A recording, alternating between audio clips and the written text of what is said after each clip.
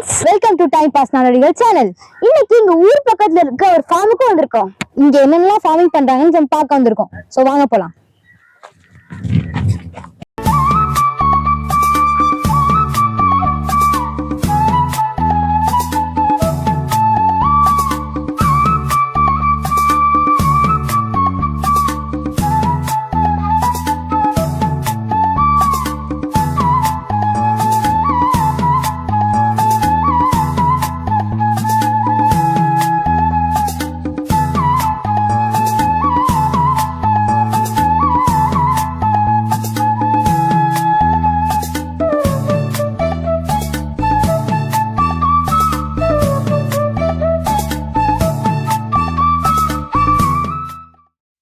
இப்போ நம்ம வந்து ஃபார்முக்குலாம் வந்துட்டோம். இந்த ஃபார்ம்ல வந்து மெயினா கத்திரிக்காய் தான் வெஜிடேட் பண்ணியிருக்காங்க. அந்த வரப்புல வந்து கீரை வெஜிடேட் பண்ணியிருக்காங்க. நீங்களே பாருங்க.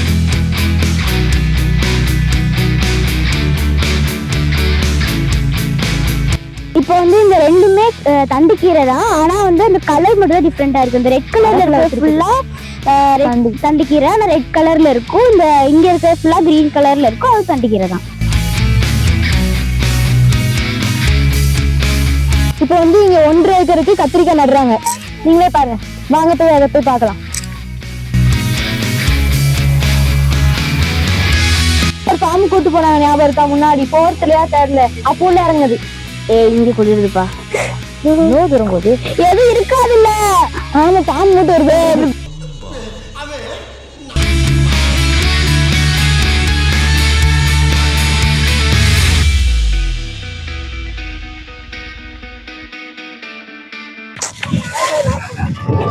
அப்ப இதே மாதிரி தினமும் எல்லாரும் தண்ணிக்குள்ள நிற்காங்க. அவங்களுக்கும் செய்யாது, உனக்குன்னு வருங்க. இங்க மட்டும் என் கால் இப்போ பதிவு கரெக்டா அவங்க குரூப் டெலிவரியான இடத்துல இருந்து வர்றாங்க. இந்த ஃபார்ம்ல வேலை பண்ற ஒரு விவசாயி வந்து இங்க வந்துட்டாங்க. அவங்கள்ட்ட வந்து நம்ம இந்த ஃபார்மோட டீடைல்ஸ் பத்தி நம்ம எல்லாத்தையும் கேட்டுக்கலாம். வணக்கம். வணக்கம். இங்க வந்து 1.5 ஏக்கர்ல கத்திரிக்காய் நடுறீங்களா? இதுல வந்து எவ்வளவு மூடை கிடைக்கும்? மூடை வந்து அதாவது நம்ம உரம் எவ்வளவுக்கு இந்த மண்ணுக்கு உரம் சத்து ஏற்றுவோமோ அவ்வளோக்கு மூடை விழும். மூடை விழும்னா ஒரு ஏக்கருக்கு 5 மூடை ஒரு நாளைக்கு. இந்த கயிறு வச்சு எதுக்கு நீங்க நடுறீங்க? நடுவு வந்து கயிறு வச்சு நம்ம வண்டி ஆள் வச்சு களை வெட்டுறோம்லாம். இப்போ வந்து இப்படி 3 அடி போட்டு நடுவு வந்து மிஷின் சுற்றி அதை மிஷினை வச்சு களை வெட்டுறது. களை வெட்டி அதை கொஞ்சம் வேலையை சுருக்கிட்டு தான். ஆள் வெட்டி வெட்டினா சம்பளம் கூடும். அதனால மிஷினை வச்சு களை வெட்டி நல்ல அழகாக வெட்டி தெளிவாக போட்டுரும். அதுக்கப்புறம் களை வெட்டி போட்டு அதை காய போட்டு அடுத்தால நம்ம உரம் வச்சு இதே மாதிரி தண்ணி பாய்க்கணும். பாய்ச்சி தான் நோய் தாக்கலுக்கு ஒரு மருந்து அடிக்கணும். அந்த களை வெட்டின நிமிஷம் களை வெட்டினது அதோட நிப்பாட்டது கிடையாது. அடுத்தாலையும் நம்ம ஒரு வாரத்துக்கு இருக்க மருந்து அடிச்சோம். அந்த கொட்டைப்பூச்சி வெள்ளைப்பூச்சி விழும் உள்ள, அந்த புழு இருக்கும், அதுக்கு அந்த மருந்து அடிக்கணும். அவங்க என்ன மருந்து சொல்லுதாங்களோ அந்த மருந்தை வாங்கி மட்டும் நம்ம அடிக்கணும். எதுக்காண்டி இந்த வரப்புல வந்து கீரை நடுறீங்க? கீரை வந்து நம்ம இந்த பொழியில நட்டா அதுல நம்ம கீரை கொஞ்சம் அதுல செலவுக்கு கிடைக்கும் தான். அதை விதைப்பு விதைக்குது. மணல்ல ரவி அந்த கீரையை விதைச்சி அதில் உரத்தையும் கொஞ்சம் யூரியா செறி விட்டு அந்த புல்லை பிடிச்சி விட்டு அதை கொண்டு வர்றது. கொண்டு வந்து அதை கீரை வியாபாரம் வைக்கிறது. முடி 10 ரூபா வச்சு முடி கட்டு போட்டு விற்கிறது. அதில் பூச்சி இருந்தாலும் அந்த பச்சை பூச்சி வரும். அந்த பச்சை பூச்சிக்கு ஒரு பீடு கட்டில் வரும். அதுக்கு மருந்து அடிக்கணும். இந்த பறிப்பு எத்தனை நாள் ஒரு தடவை பறிப்பீங்க? பறிக்கிறது வாரத்தில் ஒரு நாள் பறிப்போம். இது எப்படி மார்க்கெட்ல போய் விற்பீங்க? மார்க்கெட்டில் இருந்து கொண்டு போய் மூடை வந்து 50 கிலோ இருக்கும் ஒரு மூடை. அந்த மூடைக்கு அங்கே என்ன ரேட்டு இருக்கோ அவங்க அதுலேயும் அவங்க அது ஏலம் விட்டு அவங்க அதை கமிஷன் போகத்தான் நமக்கு தருவாங்க அந்த காசு. அதில் கூடும் குறையும். இந்த வாரம் ரேட்டு கூட அடுத்த வாரம் குறைஞ்சிரும். அதில் கிடைக்கிறத பொறுத்து இருக்கு. அதுக்கப்புறம் இங்க தண்ணி எப்படி நீங்க பாய்ப்பீங்க? அது வந்து அந்த பாத்தி வயலு தண்ணி காஞ்சதும் 3-4 பேருக்கு தண்ணி பாய்க்கணும். வாரத்துல 2 நாள் தண்ணி பாய்க்குது. அங்கெல்லாம் ரொம்ப வெயிலா இருந்துச்சு. செமையா குளிர் ஜில்லுன்னு இருக்கு. ஸோ அதுக்கு பக்கத்துலேயே இங்கே வந்து டென்ட் கட்டமே இருக்கு. வாங்க நம்ம போய் விசிட் பார்க்கலாம். நம்ம இப்போ போய் அதை போய் சுற்றி பார்க்கலாம் வாங்க.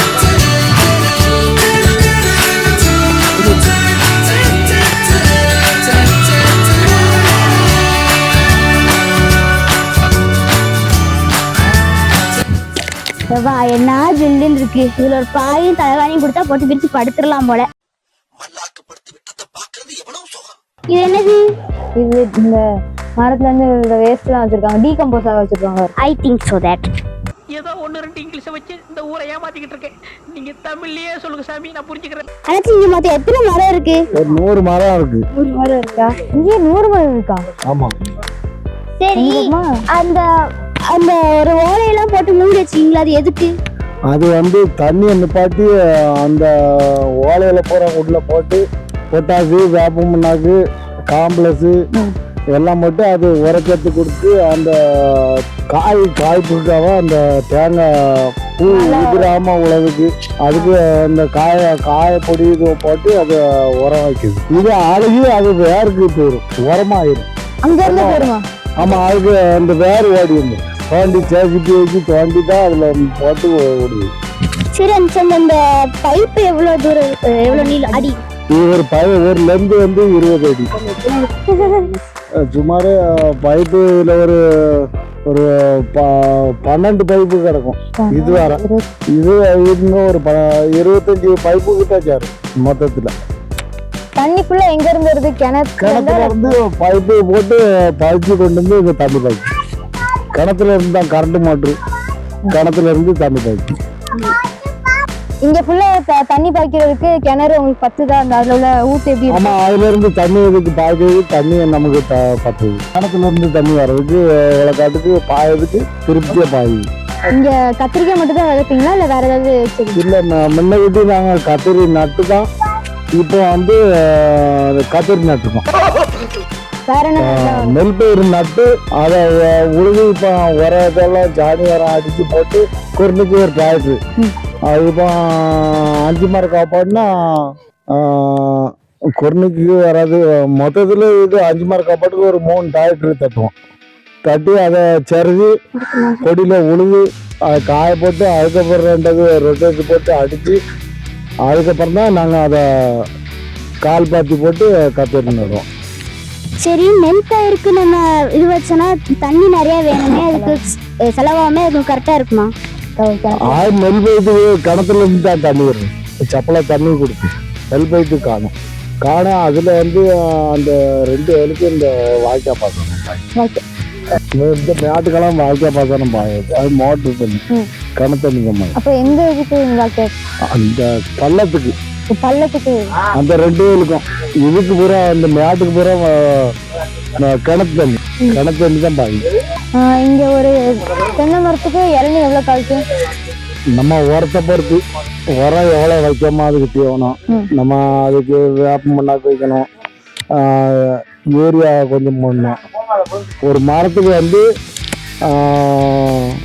1 கிலோ வேப்ப மண்ணாக்கு, அடுத்தல ஒரு 1/2 kilo complex, urea 1/2 kilo, potash 1/2 kilo, அடுத்தால எல்லாம் ஒன்றா போட்டு அதை துமிட்டு போட்டு ரேவி தான் அது ஒரு மூட்டுக்கு வைக்குது. ஒரு மரத்துக்கு எவ்வளோ வரும்னு நினைக்கிறீங்க?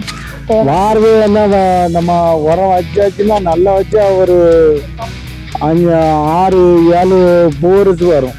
வந்து 7 கொலை கிட்ட காய்க்கும். ஒரு கொலைக்கு வந்து 10 காய் இல்லைன்னா 8 காய் 7 காய் இருக்கும். உரம் வச்சா நல்லா வச்சாச்சுன்னா 8-9 காய் இருக்கும் ஒரு கொலைக்கு. ஆனாச்சு நாங்களும் எங்க வீட்டுல வந்து ஒரு தென்னை மரம் வச்சிருக்கோம். ஆனா அதுல வந்து ஒரு பூச்சிலாம் வரும். இங்க இவ்வளவு தென்னை மரம் வச்சு நீங்க எப்படி அதை கண்ட்ரோல் பண்றீங்க அந்த பூச்சை? அது அந்த பூச்சிக்கு வந்து வண்டு அரிச்சிருந்துச்சுன்னா அதுக்கு வந்து இந்த டிமிட்டு இருக்கலாம், அதை 2 போட்டு அதுக்கப்புறம் அதில் மண்ணை வச்சு அடைச்சி வச்சிருவோம். வச்சு இந்த கொழிஞ்சி இலை இதில் வச்சு மட்டை வச்சு அதில் 2 உப்பு அள்ளி போட்டாச்சுன்னா அந்த பூச்சி வண்டு வந்து அரிக்காது. அந்த அரிப்பை வந்து அது இது கொண்டுவிடும். இந்த டிமிட்டு வந்து அது உடனே அது சரியாக வந்துடும். அடுத்தல அது கிட்ட வராது. அடுத்தல அந்த குருத்து கொண்டு வர போய் கிளச்சிட்டுன்னா பணம் வாங்கிப்போம். அதுக்கு முன்னே நம்ம அதை பாதுகாப்பு பண்ணி அதை தெளிவு பண்ணி வச்சுக்கணும். இந்த மருந்துல வச்சு விடுறேன். ஆனா இதுல ஃபுல்லா ஹைட் எல்லாம் கம்மியா இருக்கு. இதெல்லாம் எத்தனை வருஷம் மரம்? இது மரம் வந்து 8 வருஷத்துக்கு பணம். ஆமா 5 வருஷம் பணம் 5 வருஷம் 5 வருஷத்துக்கு காய் பறிச்சுக்கலாம். அடுத்தல நம்ம இந்த இடம் இந்த 10 அடி வச்சுருக்கோம்னா அந்த 10 அடிக்கு அடுத்தல ஊட கண்ணு ஓடி அது முடிஞ்சிடும். அந்த பருவம் முடிஞ்சோடனே அந்த கண்ணை அடுத்தல பருத்தால வளர்த்து கொண்டு வரணும். ஆனால் இது 5 வருஷத்து பணம் தான். அதுக்கு மேலே பணம் வந்து பாரியாச்சுன்னா காயும் பிடிக்கிறது ஒன்று கொண்டு சிறுத்துரும். பெருசாக கனமாக வராது, பாலையும் வராது, அந்த காய்ப்பும் அவ்வளோ விசேஷமாக இருக்காது.